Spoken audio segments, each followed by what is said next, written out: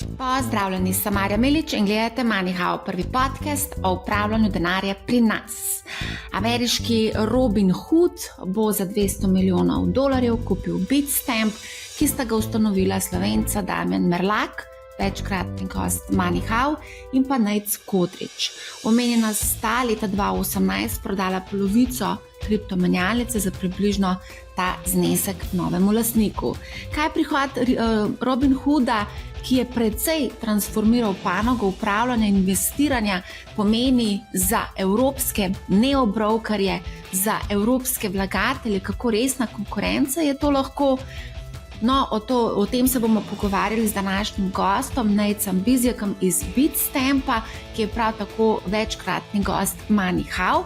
Hkrati ga bomo vprašali o regulaciji MiCA, ki je z enim delom že stopila v veljavo, in pa seveda, kako bi ta regulacija lahko vplivala na nadaljnji razvoj kriptotrga. Dotaknila se bova tudi nihajnosti na trgu, ki smo jo pričali v zadnjem času, in sicer tudi, verjetno je to posledica tega, da Mt. Gox, to je propadla kriptomenjalnica, je začela z vračilom bitcoinov. Skratka, zadnjo epizodo 4. sezone zaključujemo torej z Nejcem Bizjakom iz Bitstampa, potem pa se odpravljamo na zaslužene počitnice. Jaz trenutno sem na počitnicah in se vam javljam dobesedno iz dopusta. Tako da, Nejc, zdravo, dobrodošel na podcastu MoneyHow. Kako si? Živijo, v redu, hvala. Evo, zadnjo epizodo 4. sezone zaključujemo s tabo. Veliko se dogaja v zadnjem času na kriptotrgu. Seveda najbolj je odjeknila novica, če lahko temu tako rečem, da Robin Hood prevzema Bitstamp. Mogoče lahko poveš kakšne zanimive stvari, ki mogoče nam Slovencem niso znane. Vem, da bo transakcija zaključena do začetka leta 2025, ne?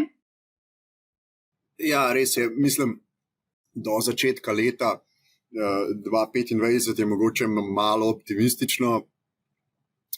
Pričakujemo, da bo proces pridobitve ustreznih dovoljenj strani regulatorjev trajal med 9 in 12 mesecev. Se pravi, na optimistični strani smo nekje konc prvega kvartala 2025, tam, kjer pričakujemo, da bomo imeli vsa dovoljenja za zaključek transakcije. Kako so pa zaposleni sprejeli to novico? Jaz mislim, da bom rekel zelo generalno pozitivno.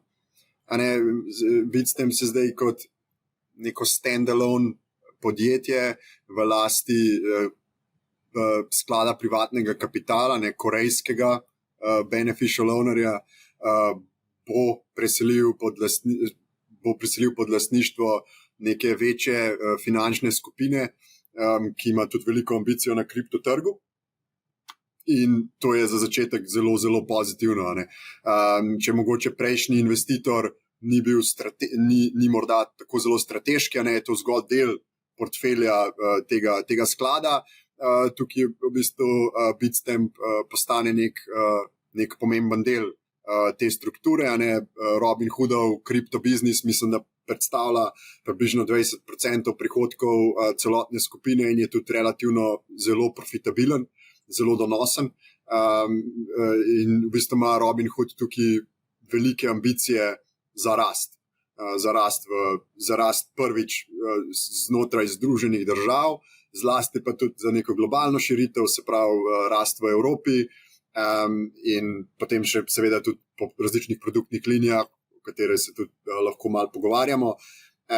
Ampak bi rekel, da to je ena zadeva, ki je bila zelo pozitivno sprejeta, se pravi neka stabilna prihodnost z veliko možnostmi za razvoj, rast in tudi tekmovanje z največjimi igralci na kriptotrgu, oziroma lahko rečemo, kako bi temu rekel, praktično pravzaprav super api, ki se razvijajo, multi-asset finančne aplikacije oziroma platforme. Tako da zelo pozitivno. Seveda, kot z vsako transakcijo je tukaj nekaj negotovosti. Zdaj bi se zlagal, če rekel, da negotovosti ni, ampak Robin Hood ima veliko ambicijo za rast, vidi Evropo kot zelo strateško pomemben market, kjer je Bitstamp tudi zelo močan in tudi mi imamo pravzaprav s svojimi 11 leti izkušenj na kriptotrgu, so v naši ekipi izjemno izkušeni posamezniki, ki ta market poznajo kot, bom rekel, redko kdo, tako da je, bom rekel, ogromna dodana vrednost vsakega posameznika tukaj. Tako da, bom rekel, kot celota smo zelo zadovoljni in mislim, da je to res, da je, bom rekel, Bitstamp v dobrih rokah.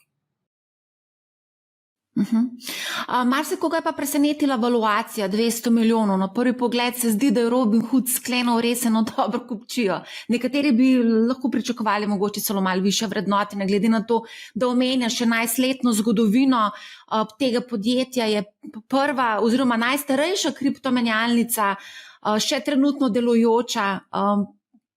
Pa tudi konec koncev po taki valuaciji približno je bilo to v bistvu sta prva dva lastnika prodala leta 2018. A te je presenetila ta valuacija, mogoče 200 milijonska? Zdaj, tako je, pravzaprav management podjetja v sami valuaciji oziroma pogajanju ni bil udeležen. Tako da to je nekaj, kar je dogovorjeno bilo med kupcem in prodajalcem in pravzaprav tukaj prav dost ne morem komentirati. So pa faktorji, ki vplivajo ponavadi na transakcijo, na ceno transakcije oziroma valuacije v kriptotrgu, je timing v ciklu in kdaj se v bistvu bila ta cena glede na timing v ciklu dogovorjena.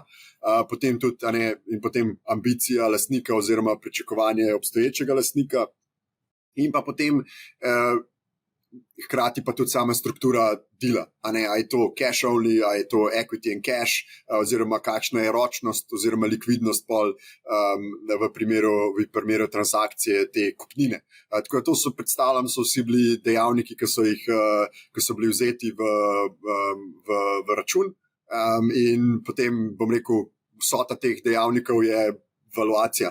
Tako da ne morem pa pravzaprav prav dost reči tukaj. A Bitstamp kot brand bo še obstajal ali se bo nekako blendal z Robinhoodom v pač en enoten brand Robinhood? Ja, a mogoče že kaj veste o tem? Nobenega končnega položaja tukaj, vemo pa pač par stvari. Robinhood izjemno močen retail brand v ZDA, izjemno močen retail brand tudi v Evropi, čeprav je operacija Robinhooda zelo, zelo majhna v Evropi, pa vseeno vsi vlagatelji, čeprav niti dostopa nimajo do te platforme, načeloma vejo, veliko vlagateljev Robinhood poznajo, kaj je, kaj predstavlja in tako naprej. Po drugi strani pa tudi Bitstampov brand v Evropi zlasti tudi je kar precej močen in tudi precej ugleden, tudi z vidika institucionalnega dela trga. Mi poslujemo z vsemi največjimi institucijami praktično na trgu in smo zgradili to zaupanje tekom let. Tako da tudi tukaj imamo močen brand, ki v Evropi je poznan. Pričakujemo, da možnost je, da bo kakšna kombinacija brandov se zgodila, da bo kakšen del biznisa se mogoče rebrandil. Zaenkrat ni nobenega, bom rekel, končnega položaja tukaj, ampak to je čisto razumno komercialno pričakovanje, bi rekel, da se bo kakšna sprememba zgodila, zaenkrat pa tega ne pričakujemo. Imamo dva močna brenda, vsak ima svoje prednosti in mogoče slabosti in pol iz tega mogoče lahko določene zaključke potegnemo. Pred časom sem videla oglas za Bitstamp in sicer ste se oglaševali kot zelo dolgočasna kriptomenjalnica.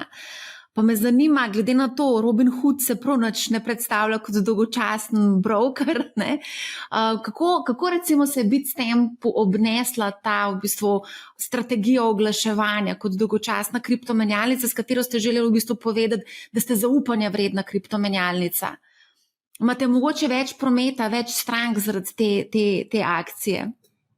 Bi moral pogledati, kakšni so KPI te kampanje. Nimam prav tega, bom rekel, at my fingertips, ampak positioning ideja je bila točno ta.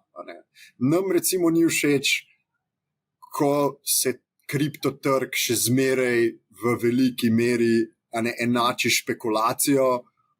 Ni nam všeč, ko se določeni igralci oziroma določeni igralci, ki so potencialno na prvi pogled lahko nam podobni, ko imajo recimo določene težave z regulatorji, ko imajo kakšne težave z varnostjo in tako naprej. In se zdi, da je kripto pogosto, oziroma igralci na kriptotrgu so da je vse kar vrženo v en in isti koš. In to pa dostikrat mediji radi napihnejo, bom rekel, headlines, kadar je kaj kontroverznega za poročati, ki se pa v bistvu govorijo, bom rekel, bolj dolgočasnih stvareh na tem trgu, koliko v bistvu podjetja, kot je recimo Bitstamp, delajo, zato da držijo sredstva strank na varnem, takrat pa v bistvu vsi dosti hitro izgubijo zanimanje. In na ta način boring, smo hoteli ta del malo izpostaviti, da v bistvu s tem, ko rečemo, da smo boring, da zbudimo malo pozornosti na nek mogoče, na nek neobičajen način. In smo prejeli velikega feedbacka strani partnerjev in strank in tako naprej, da jim je kampanja všeč, da so se nekako našli v temu. Zdaj za konkretne KPI pa jih res nimam in jih nisem niti spremljal. Vem, da start je bil zelo dober, pa mogoče nisem sledil do konca, oziroma sej to še v bistvu je ongoing kampanja, ki jo imamo. Ampak nekako tako, s tem, da rečemo, da smo boring, smo hoteli spodbuditi oziroma malo pokazati s prstom tudi na to debato, kaj vse pa se počne, da se zagotovi, da so sredstva vlagateljev varna, da je to varna platforma, da sledimo vsem relevantnim regulativam, da imamo, capital requirements, cold custody in tako naprej. No. Tako. Ja, no, drugače takšno podobno strategijo so obrale tudi banke, nekatere manjše banke v Ameriki, ki pravijo, da so v bistvu tudi dolgočasne. Tako da je to zdaj očitno nek trend v neki te finančni panogi, ta dolgočasnost. Ne. Ampak ja, če lahko mogoče prevekslava zdaj iz tega dolgočasne kriptomenjalnice na razborljivo obdobje Mt. Goxa, ki se je spet pojavil na naslovnicah časopisov in sicer zaradi vračila bitcoinov vlagateljem. Po razglasitvi stečaja leta 2014 so odkrili 140 tisoč bitcoinov, izginilo pa naj bi 950 tisoč bitcoinov. Zdaj, ko je bila ta novica objavljena, je vrednost bitcoina kar precej upadla in pač v bistvu se je tudi povečala volatilnost na trgu. Kako gledaš na celotno situacijo? Kako vi spremljate na Bitstampu to zgodbo? Mi smo v bistvu v pričakovanju tega, da prejmemo ta sredstva strani, se pravi, upravitelja te stečajne mase. Bitstamp je ena izmed, mislim, da 2 globalnih platform poleg Krakna, ki bo prejela del sredstev iz stečajne mase, ki jih bomo potem razdelili upnikom tega procesa oziroma stečajne mase. Tako da mi se pripravljamo na sprejem teh sredstev in to se bo verjetno zgodilo v prihodnjih 30 dneh ta distribucija. Veliko se že neke špekulacije dogaja, sem videl že neki premiki med walleti on-chain se dogajajo, ampak zaenkrat še nismo popolnoma tam. Zdaj, kaj se bo zgodilo, kaj lahko nekako pričakujemo? Jaz mislim, da če pogledamo profil imetnikov tega bitcoina, se pravi profil upnikov, to so neki, lahko bi rekel, crypto OGs, oziroma ljudje, ki so verjeli in kupovali bitcoin, ko svet sploh še ni vedel zanj. In mislim, da imajo kar precej potrpljenja, oziroma verjamejo, bom rekel, v globi, bom rekel, ta ne namen, ampak to globjo vizijo bitcoina, za kar predstavlja. Kar predstavlja in posledično mislim, da sicer so prisilno realizirali zelo dober donos na svojo investicijo, ampak mislim, da da ne bo to trenutek, ko se bo zgodil nek hud prodajni pritisk. Do določene mere ja, ampak ne pričakujem pa, da bo to, če bi se mogel procentualno odločiti, bi rekel, da je verjetno manj kot 50% bo takoj šlo v prodajo, veliko se bo verjetno premaknil tudi v cold storage. Treba je tudi vedeti, da je tukaj veliko teh terjatev že bilo prodanih in imamo od zadnji določene igralce na trgu, ki so pokupili te terjatve, ki jih bodo zdaj prejeli. In ta del bi potencialno lahko tudi prodajal. Zaradi tega, ker so verjetno že realizirali ceno, ker so v bistvu pohedžali na marketih derivativov to ceno in zdaj bodo dobili Bitcoin in ga bodo v bistvu bodo realizirali to razliko. Tako da bi rekel, da nekaj verjetno prodajnega pritiska bo, ampak da sem pa pretirano zaskrbljen glede tega, pa niti ne. Tako nekako bi ocenil celo situacijo. Še zmeraj imamo tukaj ETF-e, mislim, da je eno zelo zanimivo makrosituacijo tudi in jaz bolj ne gledam to kot na eno fajn nakupno priložnost. Ja, mogoče, ja. A lahko sam še nekaj, zdaj sem se spomnila, ko si razlagal o MTGOX-u. MTGOX je imel zelo pomembno vlogo pri v bistvu samem nastanku Bitstampa. To mi je razlagal Damian Merlak. On je rekel, da takrat je obstajal samo MTGOX in je bil ni bil user-friendly aplikacija, ne? Zato je v bistvu nastal Bitstamp. No? Sam to sem se zdaj spomnila, ko si omenjal, ko smo se pogovarjali o MTGOX-u. 50%, da bo šlo v prodajo in da bo nastal prodajni pritisk in ti to vidiš kot odlično priložnost, vstopno priložnost na trg. Ne? Imeli smo kar precej zdaj nihajno obdobje. A pričakuješ mogoče, koliko časa pa misliš, da bo ta prodajni pritisk ustrajal? Za nekje sem brala, da ne bi še cel julij ustrajal in potem avgusta naj bi potem Bitcoin se v bistvu nekako spet nazaj bil na poti rasti proti ne vem katerim višavam. Ja, mogoče tukaj samo eno pojasnilo, da mislim, da bo tega prodajnega pritiska manj. Mislim, da bo manj kot 50%, definitivno. In tudi to je zelo pameten denar. To sem nekako želel povedati. In to ni bom rekel, nek impulziven akter na trgu.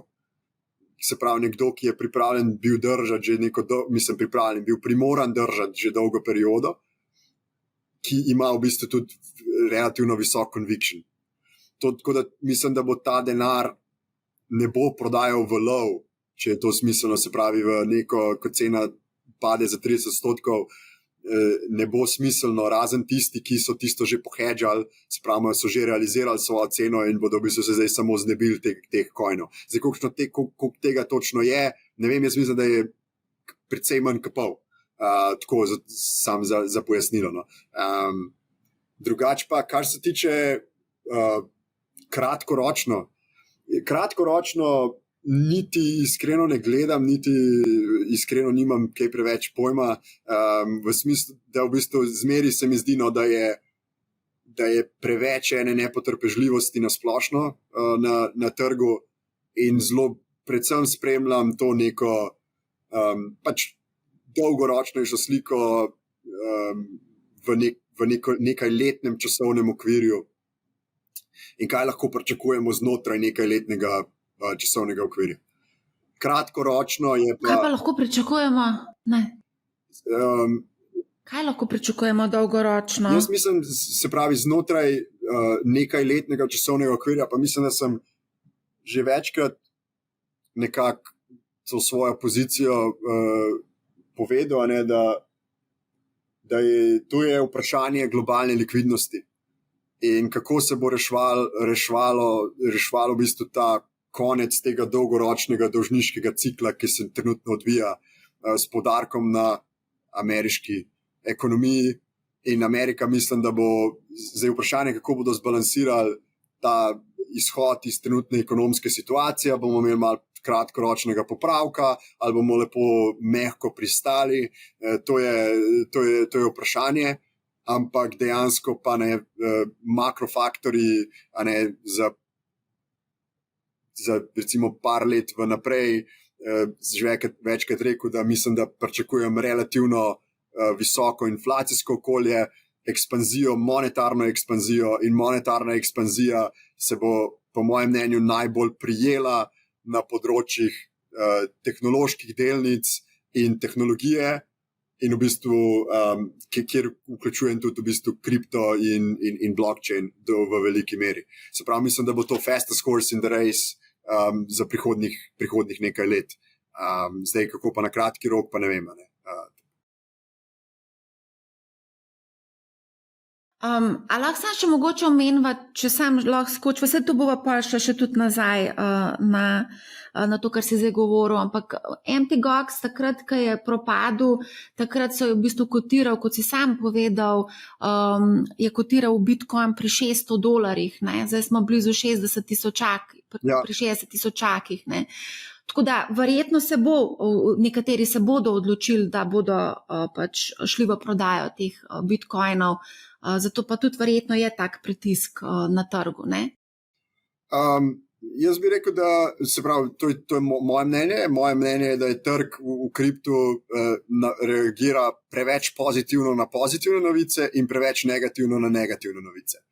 In tukaj trenutno, kjer se nahajamo, kjer je v bistvu nek upad cene za 25%, kar je sam po sebi negativna novica za veliko akterjev na tem trgu, hkrati pa tudi nekih par makrofaktorjev, ki se pričujem kriptomakrofaktorjev, lahko rečemo, se pravi faktorjev, ki sproščajo ta prodajni pritisk, se pravi nemška vlada prodaja 50,000 bitcoinov trenutno v nek market, kjer ETF-i lahko vidimo, kako se pametni denar v bistvu, se pravi, če zaključim, nemška vlada prodaja, pa Mt. Gox se tudi obeta, ampak kako recimo vidimo, če se ETF-lovi, ki spremljajo, lahko vidimo, da pametni denar v ETF-ih trenutno zelo z velikim veseljem kupuje ta prodajni pritisk, ki na trgu dejansko obstaja. Ne? Tako da ja, imamo nek lov in tehnična slika, če pogledam čart od Bitcoina, je trenutno precej slaba tudi, ne zgleda super. Tako da imamo nek ta strah na trgu, ampak območje strahu je na Bitcoinu historično ponavadi pomenilo, da so to dobre prodajne priložnosti, nakupne priložnosti bile. In zdaj, a verjamemo, da je to zdaj dobra nakupna priložnost, lahko to malo zanaliziramo, se pravi, jaz spet, z vidika recimo tehnične slike, bi mogoče še kaj več želel videti. Mislim, da imamo tudi priložnost, da smo lahko še malo potrpežljivi, da vidimo, kako se bo to odigralo tekom naslednjega meseca. Se pravi, ni treba hiteti, ampak jaz mislim, da že obstaja nek dober moment zdaj. In spet, pametni denar na ameriških trgih ETF-ov je to že začel potrjevati. In pa zdaj, če vemo, da pričakujemo, da bo tudi Fed začel počasi nižati, slej ko prej, lahko da bomo se še malo popravili, ampak bomo zdaj tvegali še za dodatnih 10%, ali bomo raj počasi exposure dobili. Če vemo, kam gremo v roku 1 do 2 let, oziroma verjamemo, vemo ne, pol je to že dober moment. Tako. Ja, kar zanimivo dogajanje, to, kar se zdaj omenil, nemška vlada, Mt. Gox, ETF-i, konec koncev tudi ameriške volitve. Tukaj se je Trump kar precej izjasnil, kako gleda na sam kriptotrg. Nekateri pravijo, da bodo to prve kriptovolitve. Kako ti gledaš na to? Pa skoraj bi se strinjal. Zaradi tega, ker je tudi prišel zdaj ven ta teden en policy document, kjer je v bistvu kripto prvič bil omenjen eksplicitno kot v bistvu del politike republikancev oziroma republikanskega kandidata. In treba vedeti, v Ameriki je, mislim, da med 35 in 50, da ne bom kaj narobe rekel, mislim, da je 35 milijonov posameznikov, ki si lastijo kripto, približno 10% prebivalstva, bi pa mogel pogledati, kakšen je to delež aktivnega prebivalstva, seveda, to je pol ustrezno večje. In to je zelo jasna politična poteza, da se pridobi te glasove. In če se spremlja kripto, bom rekel, te glavni kanali, Twitter recimo, se vidi, da je v bistvu kripto večinoma zelo nagnjen v to republikansko smer. Vlada ogromen enega razočaranja nad politikami, ki jih vodi recimo Elizabeth Warren in trenutna administracija, in bo to zelo težko tudi obrniti. Tako da kriptovolt je tukaj, mislimo, da lahko že kar veliko prispeva, in je tudi politično že našel svojo pot, v bistvu kriptolobby je že našel pot v Washington. Zdaj, če pomislimo BlackRock, Fidelity in tako naprej. To so vsa že ogromna podjetja, ki so nekako adoptala kripto kot del njihovega poslovnega modela in verjamejo, da je to velik del prihodnosti kripto in blockchain. In razumejo, da to trenutno ta situacija ne koristi nikomur. In zato, ker kapital, če mu ne daš kapital in tehnologija, če ne zagotoviš okolja, da raste, da se razvija, bo šel drugam. To ne pomeni, da ga ne bo. In tukaj Amerika mal s to svojo trenutno politiko mal zavira. Jaz mislim, da je mal nespametno, da se mogoče mal neke ukorenjene interese ščiti, kar je spet politično razumljivo, ampak hkrati se tudi dela škoda down the road. Ne vem, kaj bi bil pravilen izraz, ampak to je penny wise, pound foolish, mogoče strani demokratske stranke. Kaj pa mogoče vsem, če se dotaknemo zdaj tudi regulacijo, s 30. junijem je začel veljati en del majke. Zdaj, dostikrat rečemo, Amerika inovira, Evropa regulira. Kako pa misliš, kako bo zdaj tudi konec koncev nov lastnik Bitstampa, Robinhood, kako bo zdaj nekako shendlal to regulacijo, če lahko tako rečem? Ne vem, kako gledate vi na to regulacijo? Vem, da marsikatere te kriptomenjalnice v bistvu zelo pozdravljajo kriptoregulacijo. Konec koncev sem pred časom govorila tudi s predstavnikom za našo regijo iz Binance, tudi oni recimo zelo pozdravljajo. Na drugi strani, kadarkoli govorimo o kriptoregulaciji, je pa kar precej negativnega odziva strani publike na to kriptoregulacijo, na majko. Ja, ker mislim, da negativen odziv je razumljiv, zato ker ni enostavno za implementirati. Evropska regulativa z vidika finančnih trgov, tudi če MiFID pogledamo, to ni enostavna zadeva, to je kar kompleksno. Mi trenutno smo v parih procesih in to so izjemno zahtevne regulative z vidika resursov, ki od deležnikov na trgu kar precej zahtevajo. In zdaj Evropa pravzaprav do določene mere majčkeno tle sledi Ameriki. Recimo v Ameriki Amerika ima ta tudi Bank Secrecy Act, je tle glavna podlaga. Amerika ima tako, da ti kot ameriški državljan pravzaprav ne smeš dostopati do storitev, ki so offshore, da pravzaprav aktivno prepovedujejo ponujanje storitev, sprav offshore entitete Američanom ne smejo ponujati, drugače kršijo lahko kar precej predpisov. In tle Evropa z majko, Evropa tega predpisa nima. Ti lahko na podlagi reverse solicitationa kot MiFID entiteta ponujaš svoje storitve po svetu.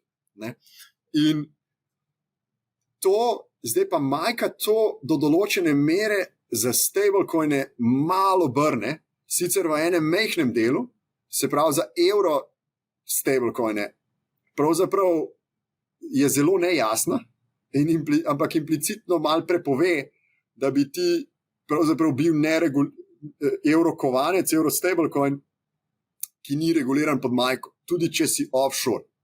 Tako to je en del tega requirementa, mogoče, ki je zanimiv shift v pristopu, ki predstavlja precej omejitev za mogoče določene deležnike na trgu, ampak je zgolj pokazatelj, v kakšno smer se potencialno lahko premaknemo. Potem imaš pa še cel kup enih requirementov, majka je MiFID Lite, pravzaprav. To pomeni, da operativni procesi, se pravi management, compliance, finance, reporting in tako naprej, vsi ti procesi morajo biti postavljeni precej robustno. To so te, bom rekel, mi kot Bitstamp smo na te requiremente navajeni, ker že imamo licenco kot plačilna institucija, bomo dobili tudi MiFID licenco in za nas je to ne predstavlja praktično ne prav veliko novih stvari, neke kriptospecifike, ampak smo na to pripravljeni in to absolutno pozdravljamo. Si pa predstavljam, kako lahko za določene deležnike to naporno. Tako nekako na kratko, mi pa recimo tudi z komercialnega vidika, pa tudi mogoče prihajamo do točke, kjer regulacija dejansko postane voda na mlin tistim, ki dejansko se regulirajo. Ker prej do danes oziroma do pred kratkim, dejstvo, da si ti bil reguliran v Evropski uniji, ni pomenilo nobene konkurenčne prednosti, oziroma v veliki meri to ni pomenilo nobene konkurenčne prednosti. In jaz bi rekel, da to je končno nekaj, kar se dogaja, da se končno obrača. Posameznik to vidi zelo, tako relativno, posameznik zgolj želi dostop do najboljše storitve in najboljšega produkta, dokler ne gre kaj narobe. Zdaj se pa ta slika v bistvu začne malo obračati. In tukaj vam bo prav prišla ta dolgočasna kriptomenjalnica. Strategija dolgočasne kriptomenjalnice. Tako, drži. Jaz mislim, da to postav tudi, bolj v odspredje spet postavlja točno to, kar si rekla. Se pravi, kaj je pravzaprav še v ozadju tega, da ni zgolj kriptotrading, ampak je tudi varnost, compliance in tako naprej in tako naprej. Tako da. Vse to je povezano z ogromno stroški, tako da tukaj lahko pričakujemo, da bodo nekatere kriptomenjalnice ugasnile svojo dejavnost v Evropi. Ja, je razumno pričakovati. In vse smo videli, recimo OKX je že potegnil, se pravi, delisto določene stablecoine zelo aktivno. Hkrati mislim, da so tudi nehali ponujati v Evropi svoje futurese, se pravi ta perpetual swap product. Pa oni so druga največja, mislim, da globalna menjalnica, so to nehali ponujati. Zdaj vprašanje, če vzamem VPN, lahko še zmeri pridem do tega, tako da lahko da obstaja zelo jasen obvoz tle, zelo naiven obvoz. Ampak to nekako tudi malo nakazuje na to, da se tudi Evropa potencialno spreminja oziroma premika v smer ZDA. Se pravi, da smo bolj restriktivni glede tega, kaj lahko offshore menjalnice ponujajo evropskim državljanom. A se lahko zgodi, da se recimo, to je zdaj čisto hipotetično, to sem tudi vprašala tega gospoda iz Binance, recimo, da bi Binance nekako omejil svoje aktivnosti recimo v Evropi? To je v bistvu njihova poslovna odločitev, ker je težko komentiram pravzaprav. Jaz mislim, da ta reverse solicitation principle bo ostal. Je pa treba vedeti, da podjetja hodijo v sivi coni, kar se tiče reverse solicitation, oziroma kaj pravzaprav pomeni reverse solicitation. Mogoče reverse solicitation pomeni, da podjetje ne naslavlja stranke aktivno, z nekim oglaševanjem, ampak da pravzaprav je pasivni akter in stranka sama pride do podjetja. Ampak tukaj je zelo velike ene sive cone, kaj predstavlja to aktivno solicitacijo klientov, a so razni samo announcementi glede nekih produktov, ki so dostopni tudi uporabnikom na določenem območju, a je to aktivno ali pasivno. Regulator zmeri bolj to strogo razlaga, vem pa, da podjetja uporabljajo mnoge poslovne prakse. Tako da res, to je težko komentirati. Jaz mislim, da Binance, da je to prevelik trg, da bi Binance se iz njega umaknil. Jaz mislim, da se bodo prej regulirali. Ja, se to obratno solicitacijo uporabljajo tudi pri nas v finančni panogi, marsikdo uporablja. No? Ja. Okay, a mogoče lahko se dotaknemo še teh Bitcoin oziroma ETF-ov. Tukaj lahko pričakujemo tudi ETF na Ether oziroma tudi na kakšne druge coine, mogoče na Solano. Kaj se tukaj dogaja z povezavi s tem? Ja, najprej mislim, da je vredno omeniti zelo dober start Bitcoin ETF-a, mislim 15 milijard inflowov, mislim, da samo prejšnji teden okrog 450 milijonov, kar je bilo, mislim, da več kot 90% vseh ETF-ov, vseh lansiranih ETF-ov letos njihovega total AUM-a, se pravi skupnih sredstev v upravljanju. Ne. In to so samo Bitcoin ETF-i. To je najbolj uspešen štart ETF-a v zgodovini in ni niti blizu. Tako da to je super stvar. Se pravi, da so te finančne institucije ustvarile produkt, ki ga trg očitno hoče. Ether ETF bi mogel, mislim, da začeti kotirati vsak trenutek, oziroma naslednji teden. Mečken sem spustil žogco tle, tako da nimam točnega datuma, ampak bo kmalu. Zdaj analize obstajajo, ki so jih naredila ta svetovalna podjetja, recimo Galaxy Digital in tako naprej, da se pričakuje nekje 1/3 inflowov, se pravi 1/3 sredstev v primerjavi z Bitcoinom. Mislim, da je to malo optimistično. Sem že parkrat govoril, imam mogoče malo drugačno. Mislim, da je Ether super zadeva, ampak mislim, da proba biti preveč stvari naenkrat in mislim, da ga bo to stal malo točk pri tem, v bistvu, kako enostavno ga lahko uspeš razložiti tem novim deležnikom na trgu, ne vem, tem skladov za upokojence ali pa nekih asset managerjem in tako naprej, ki so bolj risk averse. Mislim, da Bitcoin ima zelo tisto jasno neko vizijo, Ether pa malo mogoče trpi za odsotnostjo te jasne, pravzaprav enostavčne vizije. No. Tako da zaradi tega mislim, da mogoče jaz pričakujem malo na nižji strani to, ampak vseeno z veliko radovednostjo, mogel bi biti pozitivno. Solana je pa verjetno še malo ven, zaradi tega, ker tle mislim, da malo tvega, ne, Vanek mislim, da je zdaj dal prijavo za ETF, ne, in tukaj je najprej treba zagotoviti, da lahko ti ETF na spot kotiraš, moraš zagotoviti, da obstaja nek likviden trg, ki je v bistvu referenčna točka, ne, da obstaja dovolj globok likviden trg, na podlagi katerega ETF lahko začne kotirati. Ne. In zdaj vprašanje je, za Solano ta trg obstaja. In ali bo obstajal do takrat, ko bo prišel to v postopek odločanja. Ker če se spomniš, prvič je bil Bitcoin ETF zavrnjen zaradi tega, ker je bila odsotnost dovolj likvidnega trga, ki ne sme biti, kjer ne sme obstajati možnost manipulacije tega trga.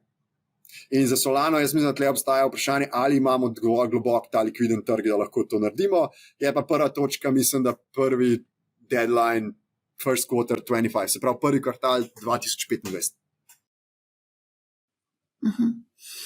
Zdaj, ko omenjava pač ETF-e, Robinhood in tudi druge neobrokerje, zdaj kripto res postaja dostopen širšemu krogu investitorjev. Ti danes lahko kripto kupuješ tudi preko klasičnih neobrokerjev, recimo tudi pri nas, oziroma preko recimo Trade Republica, preko Revoluta, ki je tudi neobanka, konec koncev tudi preko Interactive Brokers lahko kupiš Bitcoin. Se pravi, to postaja zelo dostopno. Zdaj vidimo, da neobrokerji, ki se ukvarjajo tudi z kripto, ponujanjem kripto, oziroma imajo tudi neko kripto menjalnico, oziroma sredstva, oziroma produkte, prevzemajo kriptomenjalnice. A misliš, da se bo ta trg konsolidiral še bolj, recimo kriptomenjalnice, da bodo v bistvu prevzemne tarče številnih teh večjih brokerjev ali pa mogoče kakšnih večjih finančnih inštitucij. Se lahko to zgodi, ta konsolidacija? Ja, jaz mislim, da je možno. In sicer je pa vprašanje, v katero smer. Se pravi, se zgodi to lahko na relaciji neobroker exchange oziroma menjalnica, kot recimo v našem primeru, ali se zgodi v obratno smer menjalnica neobroker. Lahko bi videl recimo Coinbase, da kupi kakšnega tradicionalnega neobrokerja, če v kakšno veliko transakcijo.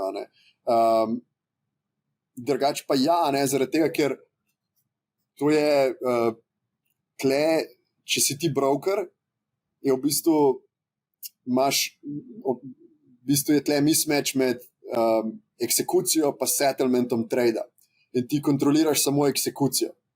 In to pravzaprav pomeni, da ves ta settlement pa kontrolira nekdo, ki ti zagotavlja likvidnost. In zdaj zagotavlja likvidnosti lahko je market maker, lahko je v primeru Trade Republic konkretno je market maker, Pankhaus Scheich, ki je tudi mi kar precej dobro poznamo, lahko je pa menjalnica, lahko je več menjalnic, v bistvu bazeni likvidnosti. In ti nimaš kot broker, v bistvu ne kontroliraš settlementa, kar pomeni, da je tvoj value capture, oziroma pač provizija, oziroma karkoli že realiziraš na ta trade, bom rekel, je potencialno manjši del transakcije in si tudi odvisen v veliki meri od tistega, ki ti zagotavlja likvidnost v tej transakciji. Se pravi, če pa ti kontroliraš bazen likvidnosti, pa pomeni, da imaš veliko več kontrole nad tem, kako boš svoj produkt oblikoval, kako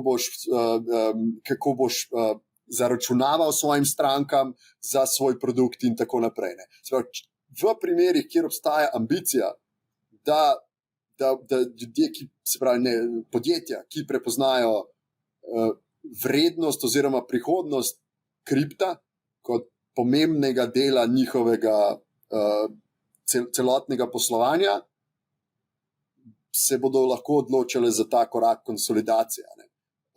Vse v finančnih storitvah načeloma konsolidacija se kar dogaja, je ko industrija dozori. Zdaj, crypto exchange pa brokerage je tisti prvi del, ki najbolj dozoreva. Kaj pa pričakuješ, da se bo zgodilo s temi klasičnimi brokerji, ki so v bistvu cenovno kar dražji v primerjavi z neobrokerji? Kaj napoveduješ recimo tukaj tej panogi, klasični, recimo konec koncev v Sloveniji imamo kar nekaj brokerjev, imamo tudi kar nekaj družb za upravljanje. Kako vidiš, kaj misliš, so tukaj zgodili? Mislim, s prihodom in Robinhooda, in Trade Republic, in Revoluta, in N26 bo ponujal tudi zdaj v bistvu trgovanje, možnost trgovanja. Vsi ti neobrokerji ponujajo možnost, da ti skleneš nek varčevalni načrt, ker v bistvu si sam sestaviš svojo košarico in lahko tudi Bitcoin konec koncev dodaš v to košarico. Tukaj se je kar ena velika taka demokratizacija zgodila, velika revolucija se je zgodila na trgu. Jaz to ful pozdravljam. Mislim, da smo konkretno v Sloveniji. Kaj pozdravljaš? Pozdravljam to, da se ustvarja konkurenca na trgu, ki je pravzaprav prej ni bilo, da se odpira trg kapitala in tukaj je načeloma ultimativni cilj, lahko debatiramo, kako pridemo do tja, pa koliko je tukaj v bistvu dobičkarstva, pa koliko je iskanja nekih premij, pa koliko je tukaj v bistvu koristi za potrošnika, ampak jaz neto mislim, da je ogromen koristi za potrošnika, ko te neobrokerji pridejo na slovenski trg. Zato, ker se mi zdi, da Slovence smo uspeli uspešno v veliki meri odvrniti od trga kapitala z neoptimalnimi produkti, ki so v bistvu vključujejo veliko, bom rekel, ekstrakcijo rent za te upravitelje, bom rekel, teh skladov ali pa lokalne brokerje, ki ne dosežejo skale, ker moramo vedeti, finance so economies of scale, in v bistvu te brokerji ne dosežejo skale, se pravi, morajo biti dragi, hkrati nimamo različnih drugih storitev na trgu, ne, oziroma produktov, ki bi jih ponujali, in to v bistvu eno tako toksično okolje ustvarja. In zdaj smo to odprli in mi vemo, da največji in najbolj priljubljeni, bom rekel, ta investment vehicles, ne vem, ETF-i, to je 3 bazične točke stroškov na letni ravni. Slovenci smo pa v teh skladih mutual funds oziroma razni te skladi, vstopni stroški 1%, stroški vzdrževanja 1,5%. In zdaj, če to ekstrapoliramo, preprost, se si lahko poslušalci naredijo, preprost račun compound interest, pa če vsak let plačam 3 bazične točke S&P 500, ki v resnici outperforma vse te upravitelje, 3 bazične točke tukaj ali pa 1,5% na drugi strani, pa to raztegnem čez 30 let, se to pogajamo o 100,000 evrov, ki jih plačujemo upraviteljem. Tako da vidiš, da je kar blizu mojemu srcu ta tema, tako da sem ful vesel, da se ponuja, da prihaja konkurenca na trg, da se trg odpira, da ljudje več investirajo. Ja, se strinjam s tabo, ampak zdaj pa še ena zadeva. Bitstamp je zelo pomemben igralec v Sloveniji. Vi imate kar precej strank Slovencev. Zdaj s prihodom Robin Hooda oziroma za prevzemom od Robin Hooda, kaj to v bistvu pomeni še dodatno grožnjo naši v bistvu te klasičnim družbam za upravljanje in pa brokerjem v Sloveniji? To bo predstavljalo kar en velik izziv. Zdaj ne vem, sprašujem se, ali se ta naša panoga sploh ukvarja s tem vprašanjem oziroma z resnostjo prihoda Robin Hooda na v bistvu slovenski trg. Ne vem, se z njo ukvarjajo, jaz mislim, da bi se morali, ampak tudi vprašala si me, kaj mislim, da je mogoče prihodnost teh obstoječih akterjev na trgu, ne. Definitivno v določenem deležu, se mislim, da tle je bilo veliko konsolidacije, da recimo en upravitelj skladov kupi še dodatnega upravitelja skladov, ker praktično na stroškovni strani takoj realiziraš sinergije, ko ti v bistvu povečaš svoje sredstva v upravljanju. Praktično si ti v stroških večinoma, se pravi, večina stroškov je tukaj fiksnih, a ne, pa pač neki variabilni stroški eksekucije, a ne. Tako da in skalati tudi da nižje stroške eksekucije. Tako da mislim, v prvi fazi neka konsolidacija se bo verjetno zgodila, potem pa verjetno tudi počasna tranzicija tudi obstoječih akterjev v neke bolj digitalne, nizkocenovne oblike, a ne, do določene mere, spet pozitivno za vlagatelja. V določeni meri pa seveda tudi se bodo te biznes linije verjetno zaprle, si predstavljamo. A mi lahko poveš, koliko procentov imate stranki Slovenije na Bitstampu? A to se lahko razkrije? Mislim, da je kar precej visok odstotek, ne? Od celotnega slovenskega aktivnega prebivalstva? Mislim, da sem to enkrat delil že. Ne celotne. Ja, odvisno, da sem to enkrat že delil. V vaših strank. A koliko jih je skupaj? Slovenskih strank, verificiranih na Bitstampu. Ja, to sem enkrat v vašem portfelju strank, ja. To sem enkrat delil kot odstotek aktivnega prebivalstva Slovenije. Mislim, da je, če rečem tako, high single digits. Aha, ok, se pravi, pa smo blizu 10%. Od aktivnega prebivalstva. Cool. Ja. Ok, zanimivo. To bo vsekakor zanimivo spremljati, kako bo v bistvu se slovenska finančna panoga odzvala na novega igralca na trgu, in to je Robin Hood. Robin Hood pa vemo, da je zelo user-friendly in da zelo zna zanimirati ljudi k investiranju. Konec koncev je tudi v bistvu nekako disruptiral to celo panogo. Zato se to dogaja, kar se dogaja. A greva mogoče, zdaj nič nismo omenila halving, a bi ga mogoče vseeno omenila, zdaj 19. aprila se je zgodila prepolovitev nagrade za rudarjenje. Iz preteklosti smo videli, da je bila v letu po halvingu zaznana lepa rast, mislim, da od 200 do 400% smo preračunali. Zdaj trenutno tega ni videti, ampak je toliko enih stvari, ki se dogaja, mogoče se bo to čez kakšno leto dejansko res izrazilo v nekaj 100% rasti, ne vem. Se sem šel prav mal sem si odprl čart, da lahko pogledam, kaj se dogaja pravzaprav. Načeloma, jaz mislim, da je tako relativno skladno s pričakovanji, ne? Ker mislim, da mogoče smo imeli neka tiha pričakovanja, da bo pa ta cikl malo drugačen, ampak spet nekako, bom rekel, se to ne odigrava. Trg je bil pregret tam okrog marca, ne? In je bila res lepa rast, ki se je razrealizirala tam četrti kvartal preteklega leta do prvega kvartala letošnjega, ki pa mislim, da je malo prehitevala vse skupaj, ne? In pa so se pojavile te teze o tem, da je to pa zdaj nek accelerated cycle, ne? Kar pa zdaj se v bistvu, jaz mislim, da spet globalna likvidnost, da se nekako ne se odigrava, kot se je odigravalo v preteklosti, ne? Se pravi, v preteklosti je tistih prvi 3 mesece ali pa 3 do 6 mesecev po halvingu so bili relativno, bom rekel, relativno nedolžni oziroma taki zelo, kar se tiče gibanja cene, ne prav atraktivni. Pa ponovadi je bilo tudi ne buy the rumor, sell the news, se je tudi dogajal, se pravi, da je sam event halveninga pravzaprav pomenil, zdaj pa dajmo prodati, ne.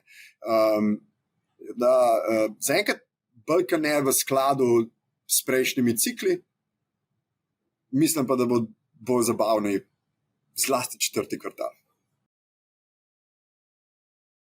Četrti kvartal bo definitivno zelo zabaven, ker bomo vsi spremljali takrat volitve v Ameriki. Že zdaj pred samimi volitvami že to dogajanje. Kako misliš, da ne bo? Kako misliš, da ne bo? Seveda bo. Ja, da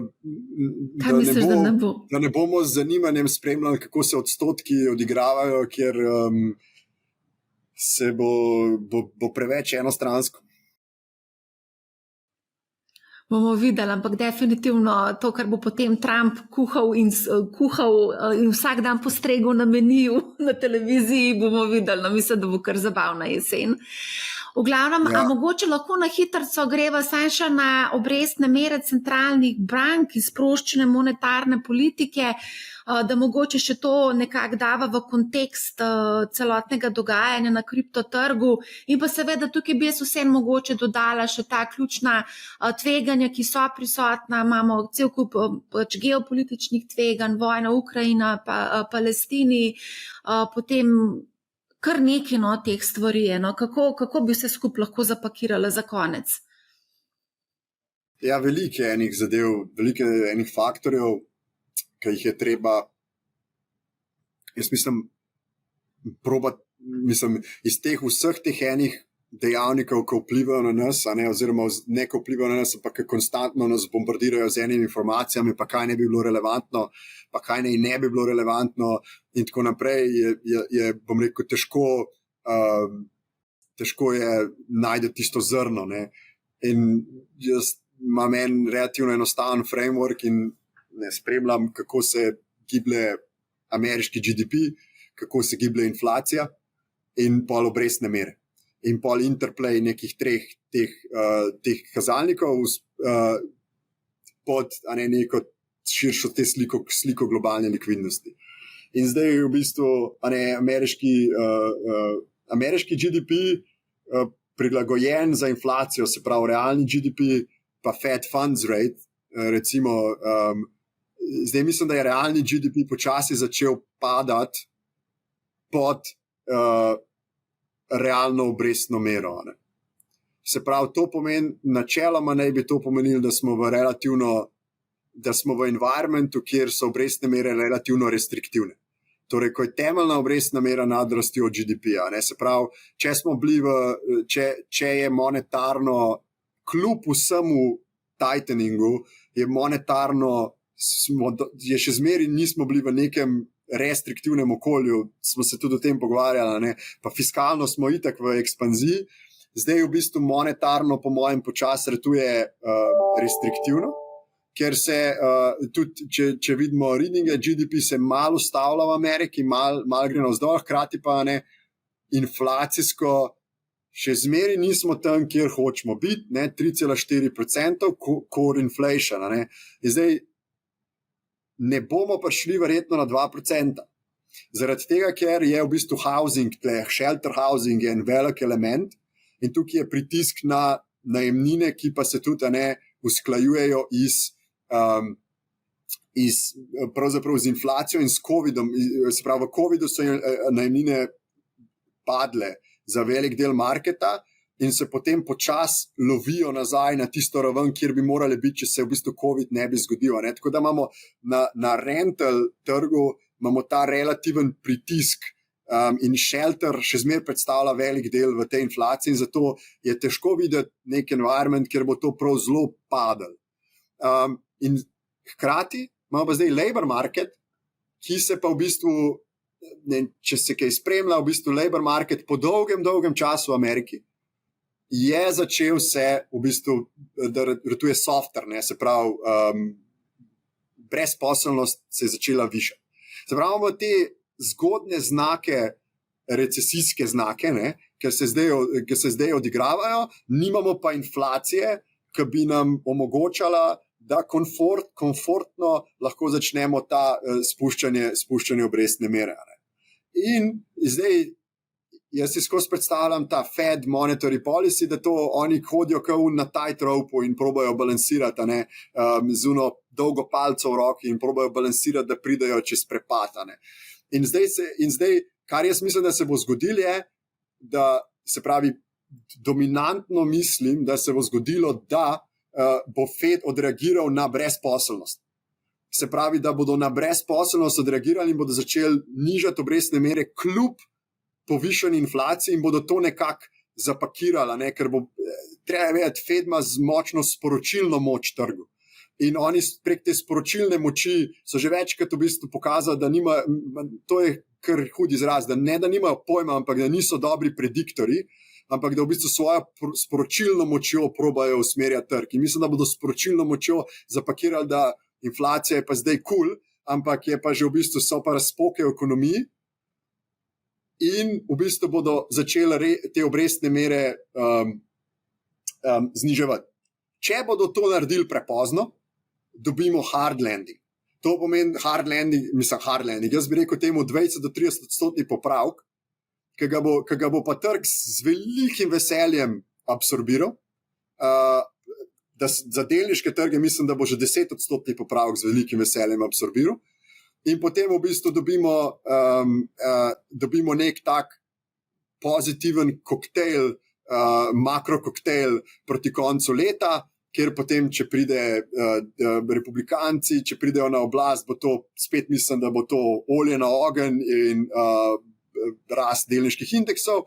V primeru demokratov pa mogoče malo več te stagflacijskih pritiskov. Ampak tako, zdaj, če pravim to celo dolgo zadevo malo v nek bolj enostavni lingo pretvoriti, mislim, da je mogoče, jaz osebno pričakujem 70 do 80% verjetnost, pa 70%, da dobimo ta Goldilocks economy, se pravi, da uspemo zbalansirati ta landing, porežemo in rastemo, in pa potem nekih 30% teh scenarijev, kjer prepozen začnemo nižati obrestne mere, se nam kakšen makroevent zrealizira in tako naprej in tako naprej. Ker to je vse probability game na koncu, ko zadevo pogledaš. Ok, a mogoče za zaključek poveva samo še, kaj boš ti počel s svojim denarjem?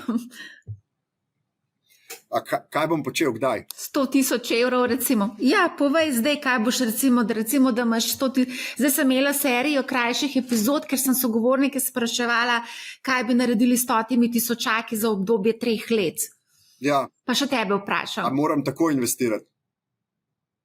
Danes. Mislim, nared kar češ, imaš 100 jurjev, pa obdobje 3 let, zdaj pa nared kar češ. Ok, 100 jurjev, 3 leta. 3 leta je malo dolga. Se pravi, jaz recimo mislim, da se pravi 100,000 evrov bi razpršil med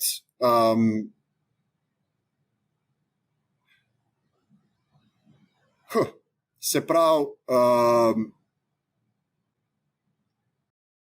tehnološke delnice, pa S&P 500, verjetno okrog 60-70%, 10% commodity index, mogoče 10% Bitcoin, pa 10%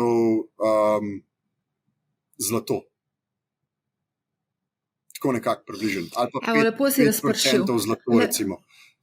Tako recimo, ampak ne bi tega počel takoj, ampak bi naredil v bistvu, da bi, če bi se danes odločil, bi recimo naredil malo bolj strateško, bi naredil alokacije mogoče v Bitcoin danes, pa mogoče zlato tudi danes, za Nasdaq bi pa čakal, da dobim en 5% popravek, pa bi vmes bil pač v short term v cashu, pa pač in pol alociral in čakal 3 leta, pa videl, kaj se zgodi.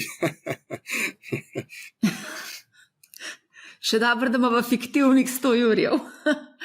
Ej, kaj sem hotela, a mi lahko še nekaj poveš, zdaj mi prešinil, kar precej odzivov sem dobila na te krajše epizode za 100.000 evrov, kam 100.000 in se tukaj zelo čuti razlika med v bistvu mlajšimi investitorji in starejšimi investitorji. Starejši investitorji govorijo o obvezniških trgih, govorijo o zelo takih konzervativnih naložbah za 3-letno obdobje, mlajši pa malo bolj agresivno nastopajo, grejo v tehnološke delnice, v kriptovalute in tako dalje. Da mi povej, recimo pri vas na vaši platformi, če bi gledal strukturo strank, a imate mogoče starostno strukturo? So to bolj mlajši, so to starejši? Koliko je starostna struktura približno pri vas?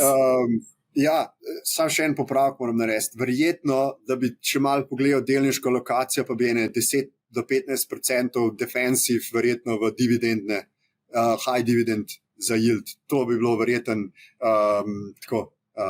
ena kombinacija. Dividendne staples, recimo high dividend yielding stocks, ne, za yield. Drugač pa, sorry, na tvoje vprašanje. No, zdaj, ko govoriš, saj še to high dividend yield, mogoče se ve, že so slovenske delnice visoko dividendno donosne, 6-7%, zdaj na LB sva imela, mislim, da 10% dividendno donosnost. A razmišljaš tudi mogoče o slovenskih delnicah? Če zdaj omenjaš že 10%, da bi investiral mislim, se pravi, ne spremljam slovenskega delniškega trga, ampak mislim, da so to zanimive investicije. Treba se pa zdaj vprašati, recimo za NLB, če se začnejo rezati obrestne mere, koliko dobičkov prihaja od tega, ker v bistvu na depozite ni nobenih donosov, na balance sheet je pa 4% pa RCB-ju. Ja. Ampak drugače zanimivo, mislim, da zanimivo, samo treba je biti pozoren, da to ni posebej likviden trg in da ni pač tepa prevelika izpostavljena. Mislim, da je neka retail, verjetno exposure je popolnoma razumena, ne, ampak da v celoti ta trg ni toliko velik kot tak, pa nisem tudi pogledal, kaj so recimo neki riziki, ki so lastni mogoče slovenskemu delniškemu trgu, ne vem, Krka, Rusija, ne vem, je to še is it still a thing, ne.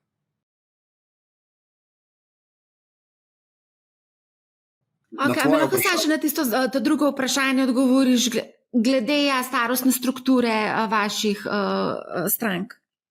Ja, imamo te starostne skupine, pa največ mislim, da je starostna skupina, ki jo imamo, je 31 do 45, je kar precej velik, in pa potem ta ena prej, ki je pa 16 do 31. Ampak bi rekel,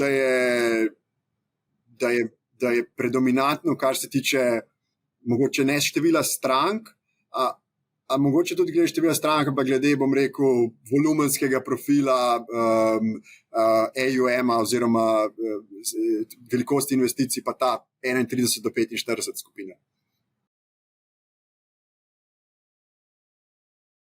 Okay.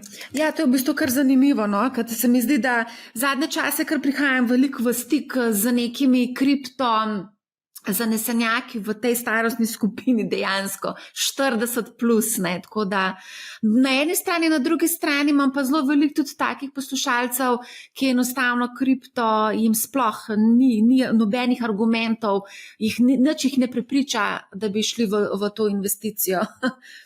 Ja, preveč tvegana igra za njih. Jaz to čisto popolnoma razumem.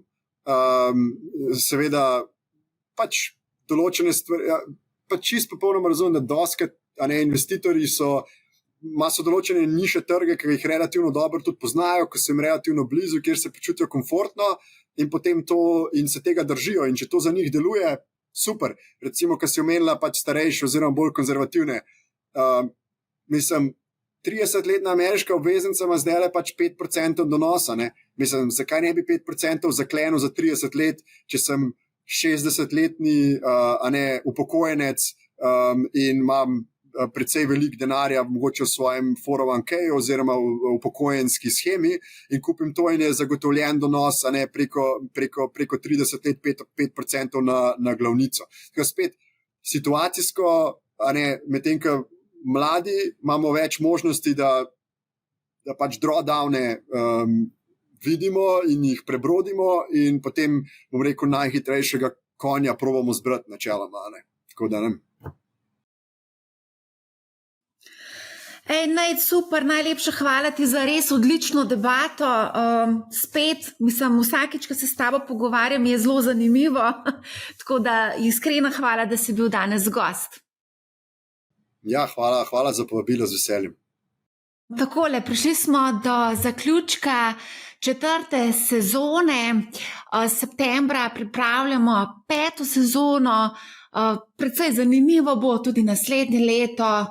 Nekaj novih stvari pripravljamo, tako da bo malce drugače, malce bolj pestro bo, tako da vabim vas, da ostanete z nami, da nas še naprej spremljate na našem Discordu, lahko seveda puščate svoje sporočila, vprašanja, spremljamo seveda vsi člani MoneyHow tudi naš Discord kanal, tako da ste vabljeni, da nam postavite vprašanja tudi preko tega kanala ali pa preko katerihkoli drugih družbenih omrežij, ki jih uporabljamo, se pravi na TikToku, YouTubeu, Instagramu, LinkedInu. Jaz sem precej dejavna na LinkedInu, tako da ste vabljeni, da tudi preberete kakšen moj zapis na LinkedInu. Tako vesela sem, da smo nekako uspešno zaključili to 4. sezono. Naredili smo kar nekaj zanimivih epizod. Nekaj epizod je ostalo še neobjavljenih in sicer iz dogodka MoneyHow Live, tako da to bomo zdaj preko poletja pripravili in potem tudi objavili. Tako da toliko z moje strani, želim vam lepo poletje, lepe počitnice, kjerkoli že boste in pa seveda želim vam čim več finančnih uspehov, čim več finančnih zmag in pa seveda potem jeseni se pa ponovno vidimo in slišimo z novimi epizodami in z nekaterimi novitetami, ki jih pripravljamo za 5. sezono. Tako da poslušajte MoneyHow, ne bo vam žal in lep pozdrav!